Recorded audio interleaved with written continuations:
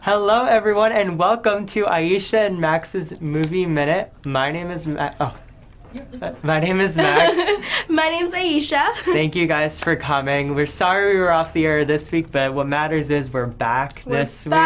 And we were going to actually talk about the second batch of Best Picture nominees, but to be honest, we still need to finish watching all the movies, or at least this one does. No, yeah. I need to finish. I need to see Bridge of Spies still. Mm-hmm. You need to see Bridge of Spies. I need to see Bridge of Spies. I haven't got to that yet. So we'll finish our movie watching. Mm-hmm. And then we'll come back next week and talk about the other four nominees. But for this week, we decided to talk about our favorite films of the year. You know, we're talking a lot about the Oscars and what the Oscars favorite movies are, but let's give our take on it. Yeah, you and me. So I know you made your top 10 and I made mine. So let's do, in this half-hour show, let's just do mini reviews of all 20 of Ayesha and Max's favorite films of 2015. So you want to go first with your first film? Yes, I do. So this year has been a great year for movies. Maybe could have been better, but it's maybe still... it could have been better. It could have, but it was really hard. It was still a great year. Right, and it was really hard for me to get it down to 10 anyways. So I think that just because I really had to think about like, what movies did I really enjoy this year. But I started off with a lot of movies on my list, and I had to like try to cut it down. So I guess that does show that it was a good year in movies. Yeah. Well, maybe that like everything was adequate. Like everything was on the same low level. Anyway, let's get started. Okay, so one of my favorite movies was Mad Max. Okay, loved Mad Max. Mad Max nominated for 10 Academy Awards. Academy Awards, which is crazy. It was so perfectly like crazy and wild and crafted, and it was just so. It was so nice to look at, you know? Even though with all the craziness, it was like beautifully crazy. Production design, set decoration, the cinematography was unbelievable. It was a beautiful film. It was definitely like an action blockbuster, which everyone really enjoyed. It was like the #1 movie on Rotten Tomatoes. Right, it was up there.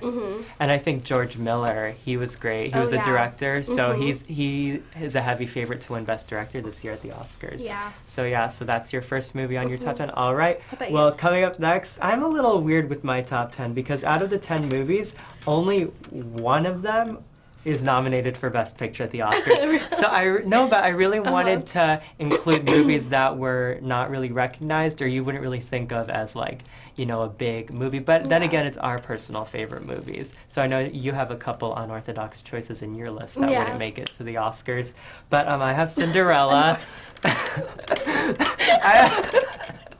I have Cinderella. Wow. Because it was a beautiful film. Of course. If you're a Disney fan, you'll love this film because they stayed true to the original animated film, which is just a classic. It just goes down in history as one of the most classic Disney animated films. And they stayed true to the story.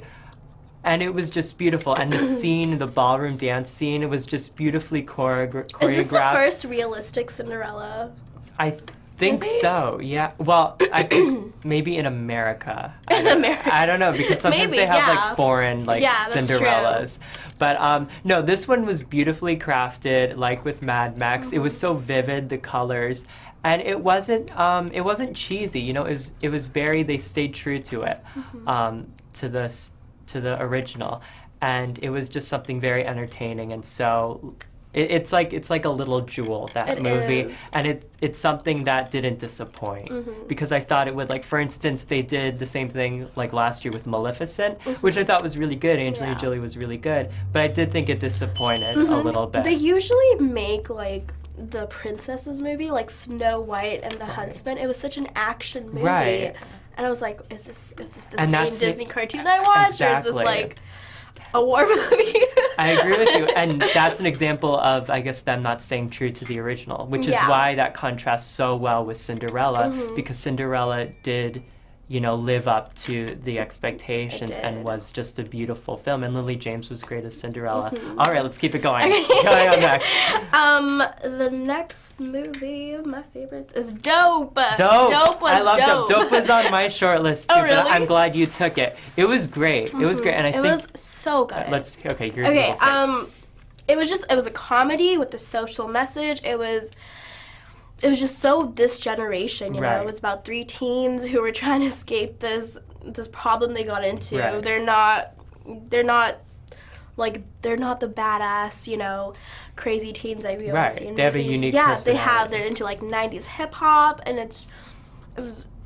I agree with you. It was very hip. It was very heavy too, you know. It was a lot of. Okay, I don't really get the heaviness from it, but it was very fun to watch. It was very colorful. I felt like, and I thought those 3 stars, we're gonna be hearing a lot about them coming up. Yeah. You know. Yeah. Like they were very they were very good in it, and yeah, it was a very good film. Very good film. And it was an indie, too, so it was a little small indie that really made it. I really thought it would be nominated for an Oscar or something. Yeah. What can you do? But no, it was a great film. And dope, that's kind of like a double meaning, right? Yeah. Because the movie was dope. And anyway, moving on. Spy.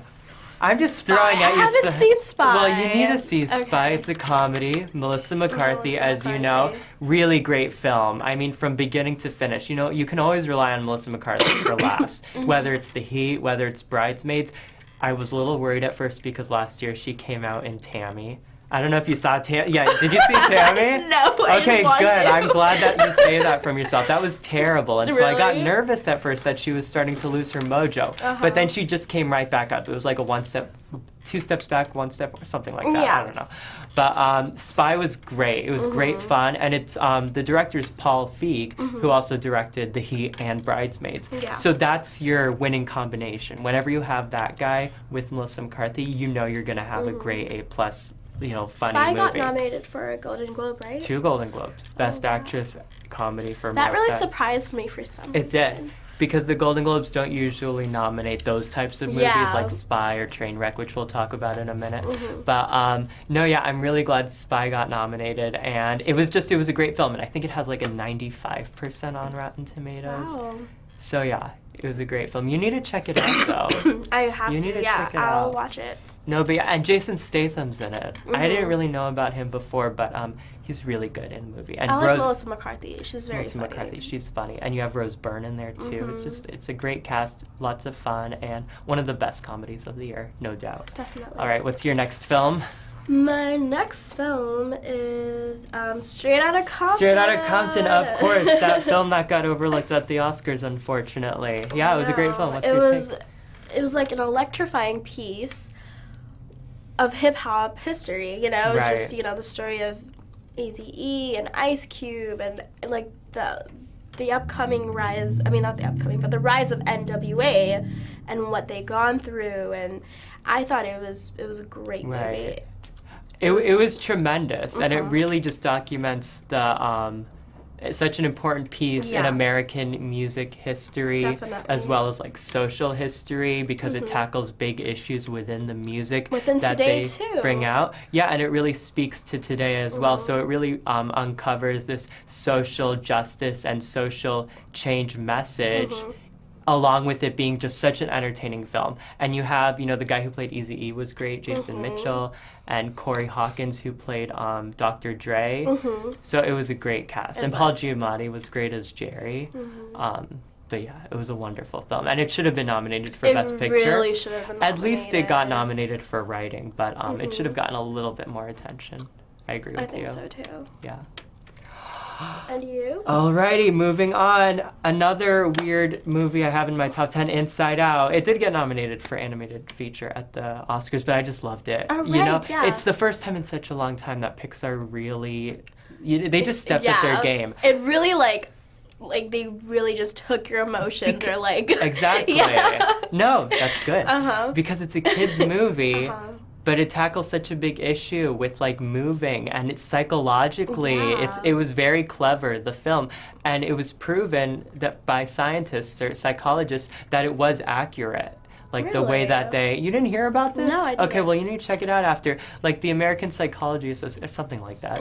But they reviewed the film and said that in fact it is scientifically accurate that you do have these like emotions inside your head. Obviously you don't have like Amy Poehler and Bill Hader in your head. Oh, but you I do though. Me too. Sometimes I have an Amy Poehler telling me like, be happy. No, but I think you do. I don't know exactly, but they just said how it's as well as being, you know, a very funny, clever movie, it's also scientifically accurate too. So it's just so cool how the writers were able to lace those two together, and they just made it a superb film. That's really cool. Very funny, and it's so great because it's like for all ages, and that's what Pixar is so great. I honestly cried after watching that movie. It was very emotional. It was very emotional. I agree. It was a great script too, and I think they really stepped up their game because after not terrible films, but just lackluster films like Cars 2 and Brave and there was another one, Monsters University. Yeah. They really stepped up their game and they really got back to the Up, WALL-E, Toy Story 3 level that they were once at. Definitely. So I feel good that they're starting to make it. And now you have Finding Dory coming out this summer from Pixar, so that's going to be exciting. I'm so excited about that. All right, next. What's your next film? My next one is... What was my next one? Wasn't it Revenant? Or? No, not Revenant. Sorry. 1 second. Oh, it's at the bottom there. Okay, Trainwreck. Trainwreck, all right. Trainwreck was... So Trainwreck. We're feeling the comedies this year. Me and Spy, you and Trainwreck. Did we watch Trainwreck together? We did, remember at the ArcLight. Oh, yeah. That was so good. That was fun. It was fun. Okay, so... Yeah, Trainwreck was such a fresh comedy. A lot of, like, what's her name? Sorry, Amy Schumer. Amy Schumer, sorry. Come on, it's her year. And her stand-up comedy and everything, like, this is her year. It was her year. Trainwreck was a great movie. It was really beginning to end laughs. It really handled, like, girls' issues that they have these days with dating and boys and, like, one-night stands and stuff like that. It's really, like, this generation. It's very modern. Right. Like a modern romance. Yeah. The mix of, like, craziness of Amy Schumer. Right, you love that. Yeah, it's great. I loved Trainwreck too. It was a great film. I don't know. I love that movie because it's like you have like Amy Schumer. She's hilarious. She's hilarious in the film, and I guess like I'm not. It's not like she's even acting. I feel like that's just her. That's just her. So maybe she shouldn't have been nominated for Best Actress at the Golden Globes. Like she was just playing herself. Amy Schumer. Get the name right. But I agree with you. Because she's so relatable. You know, she's not the size 0 like actress. You know, like a lot of other people. She's just who she is, and she. Literally, her character was who she is. I agree with her. Her character's name was Amy. I know. I mean, obviously, it was her, you know?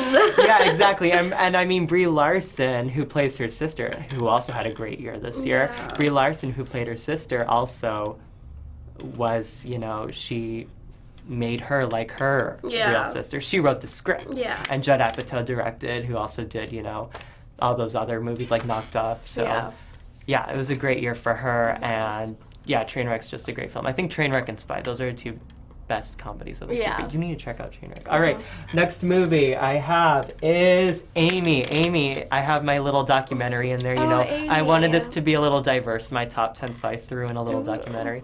But it's really it's a serious documentary about I love Amy Winehouse. About the rising fame that Amy Winehouse experienced and how she just wasn't able to take it, and it just showed her downward spiral at the end in, you know, drug addiction and substance abuse, and it was a very heartbreaking film, but it also brought into light such a serious issue that more people should be aware of.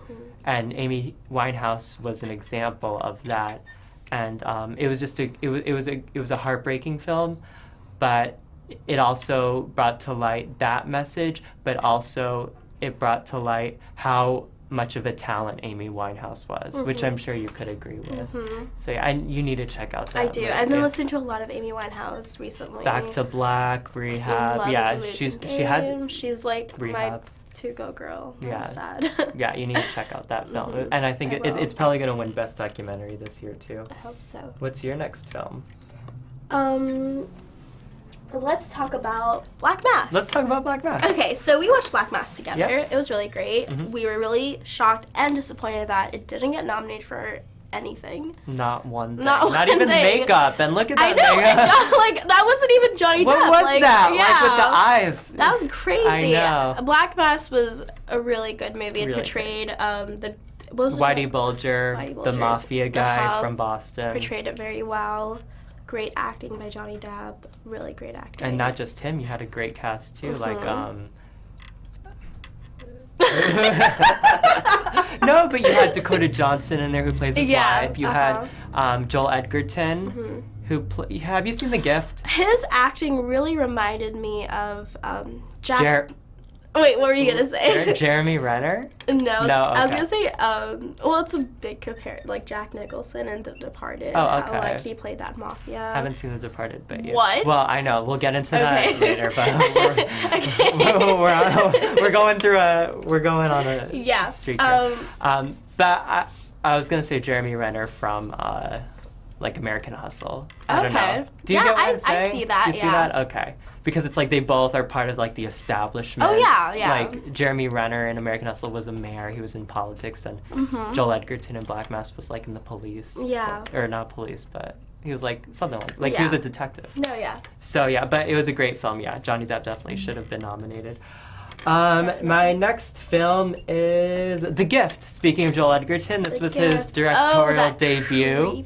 That creepy movie. But it was really great. It was very chilling, very haunting. Kept you on the edge of your seat. Edge of your seat, that classic edge of your seat, movie.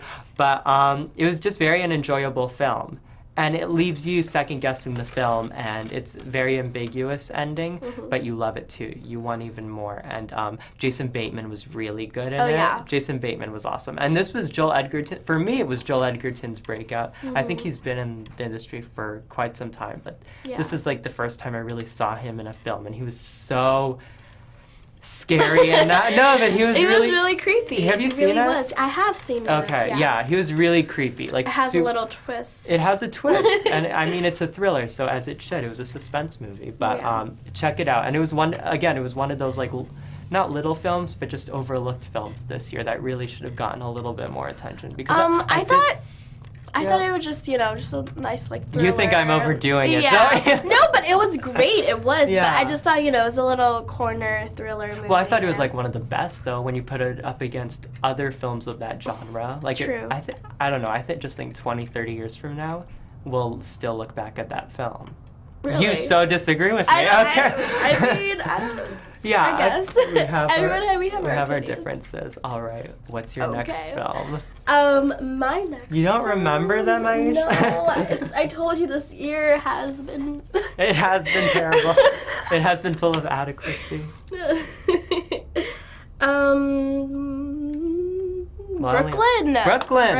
We talked about Brooklyn. We just talked about Brooklyn, so we'll just breeze through this. Nominated for 4 Oscars: Best Picture, Best Actress. Perfectly portrayed a new immigrant's life in America. Right. The hardships they go through. Right.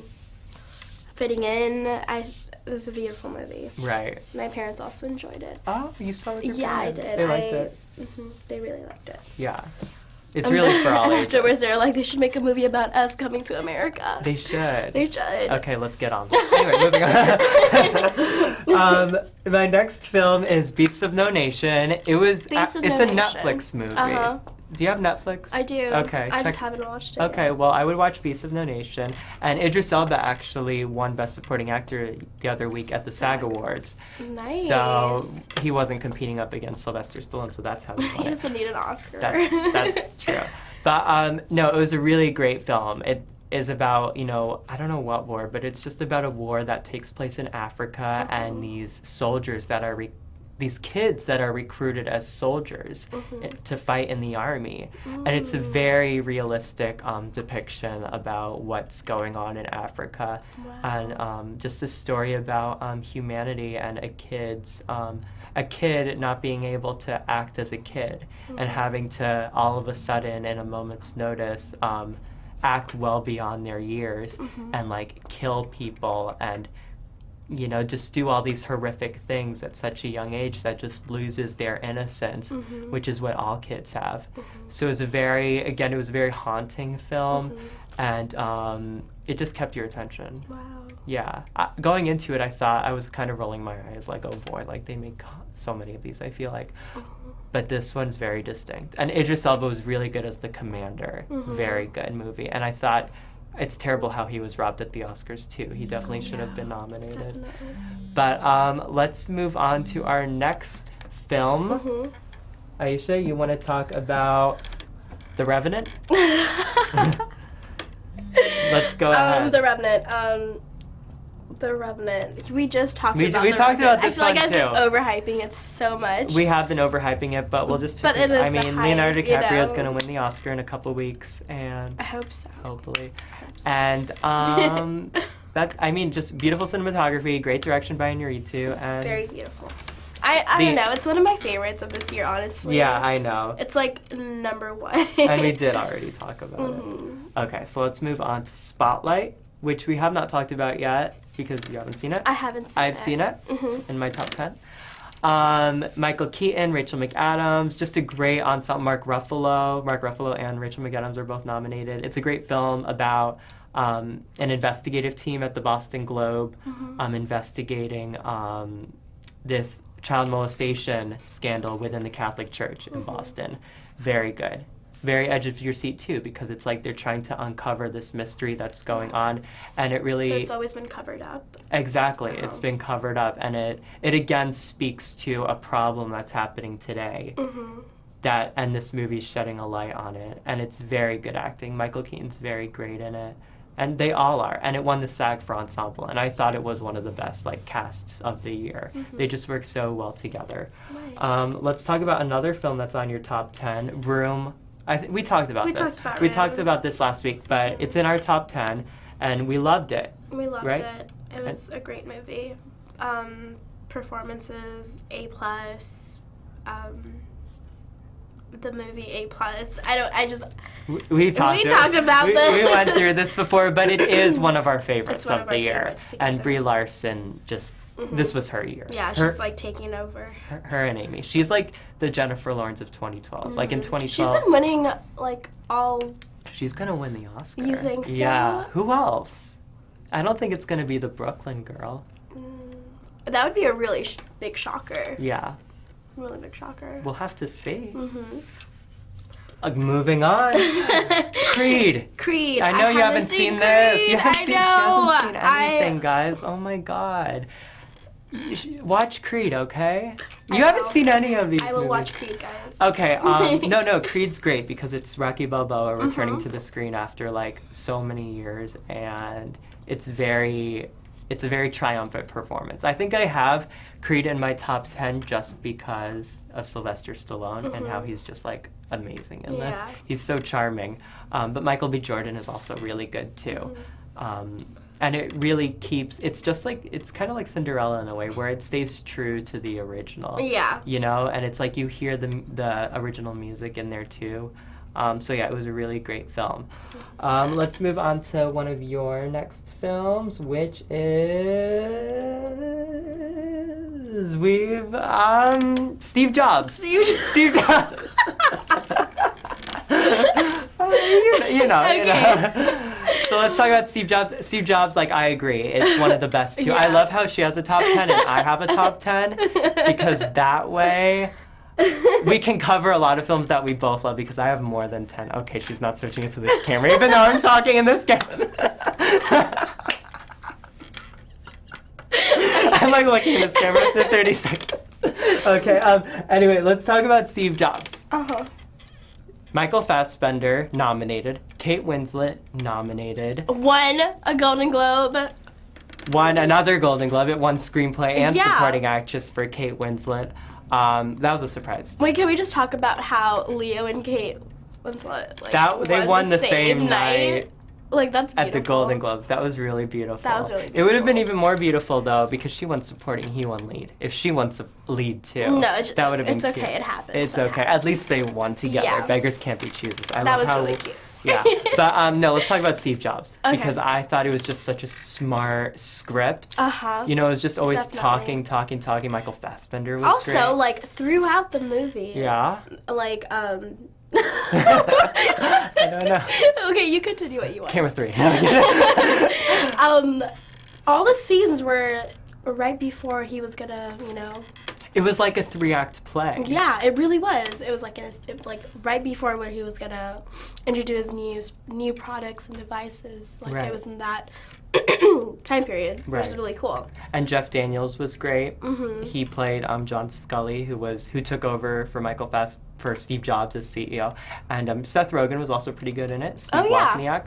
But I thought Kate Winslet gave one of the best performances of the year, actor or actress. I'm sorry, but just I'm going to rant a little bit. But the way she I'm so excited about Kate this year. I don't know about you, but the way she transformed into that woman, Joanna Hoffman, and she had that Polish accent, but it wasn't like so cheesy, like, oh my God, Kate, you're being so obvious. It was very subtle. Subtle, yeah. I just thought it was perfection, her performance in the film, and Michael Fassbender was also great. All right, let's move on to Love and Mercy. I don't think you saw Love and Mercy. It's about the... Anyway, I don't think you saw any of these movies. It's about the Beach Boys. Yeah. John Cusack, Paul Dano, Elizabeth Banks. Again, another movie that was overlooked this year. But it was a great film. It was a great film about Brian Wilson, who was the singer in the Beach Boys, and the personal troubles he went through because he, had an abusive doctor. Elizabeth Banks was also really great in it. Elizabeth Banks, also a woman who... actress who had a great year. Yeah. That and Pitch Perfect too. Oh yeah. So we'll check it out together because I want to watch it. Wait, did Pitch Perfect 2 come out this year? Yeah, in May. Whoa. I know. She had a great year because she directed that. I didn't like Pitch Perfect 2. But anyways, continue. All right, and the last movie we have is 99 Homes. I don't know why I put this in here, but with Andrew Garfield.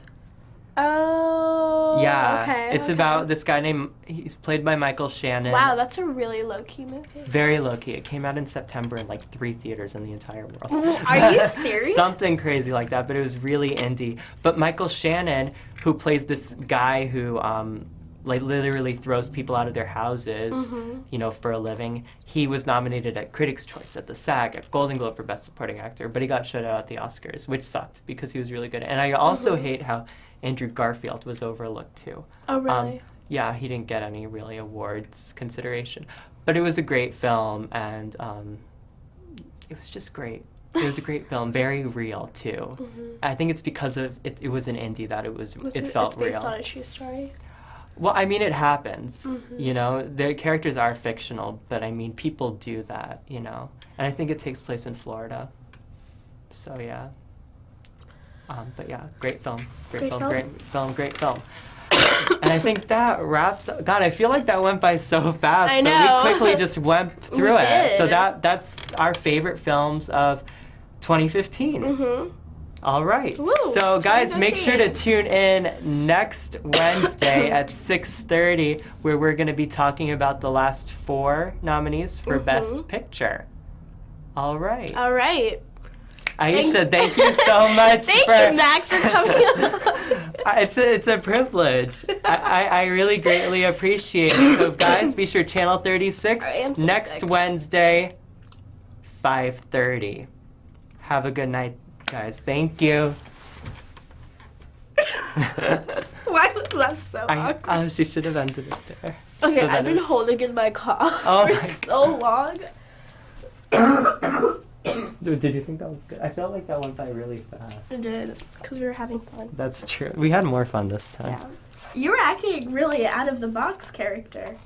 I didn't know that was you. So sorry, guys. I was sneaking. No, Tommy, that's good. No, I like that because it made it funny here. Yeah, you think so? Yeah. Okay, I'm sorry. I'm running on no sleep, so. Okay. That was fun.